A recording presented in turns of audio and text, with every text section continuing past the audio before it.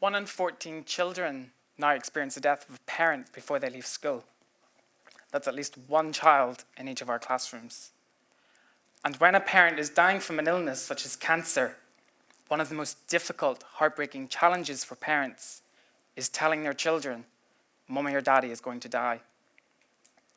Often, parents feel they are protecting their children by not telling them, yet research has shown children ill-prepared for the death of a parent are more susceptible to adversities. This includes a decline in education, a higher incidence of substance abuse, and mental health issues in later life.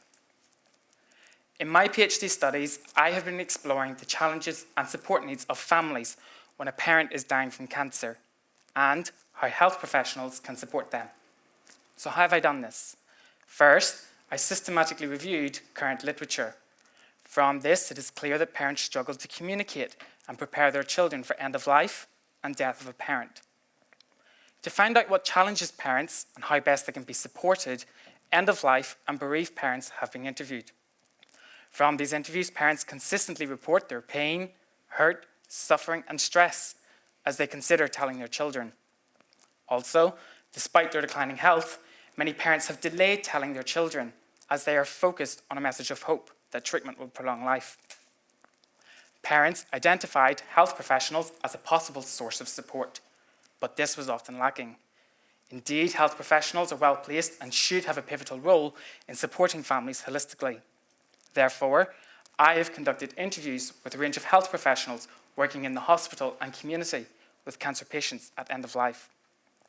These findings identified health professionals avoid supporting, as they lack the knowledge on how to do so. Also, they find the conversations emotionally draining and hope another professional is dealing with them. With the absence of health professional support, families have looked to their funeral director for support in the immediate bereavement period.